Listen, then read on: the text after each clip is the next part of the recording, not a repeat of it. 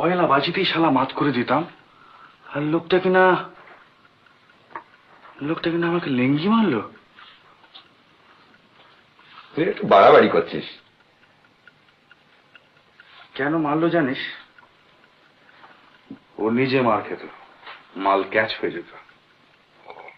আমি যে পার্টটা নিয়ে ভেবেছি সেটা ও বুঝতে পেরেছিল, আর সেইটি ও সহ্য করতে পারলো না। এরা এরা কিরকম জানিস? এদের কাছে চরিত্র ফরিত্র বলে কিছু নেই। তুই যে কোনো পার্ট দে, যে কোনো পার্ট দে, ওই এক ছাঁচে ফেলে দেবে। আর সেই এক কণ্ঠস্বর, এক অভিনয়, এক ম্যানারিজম। হ্যাঁ, পাবলিকও হয়েছে সেই রকম। মুকুন্দ লাহিড়ী, আহা কি অভিনয়, কি কণ্ঠস্বর। আরে দূর দূর দূর, এটা কোনো ফিল্ম অ্যাক্টিংই নয়। ক্যামেরার সামনে অতি অভিনয় চলে না, একটু বাড়িয়েছ 10 গুণ বেড়ে যাবে।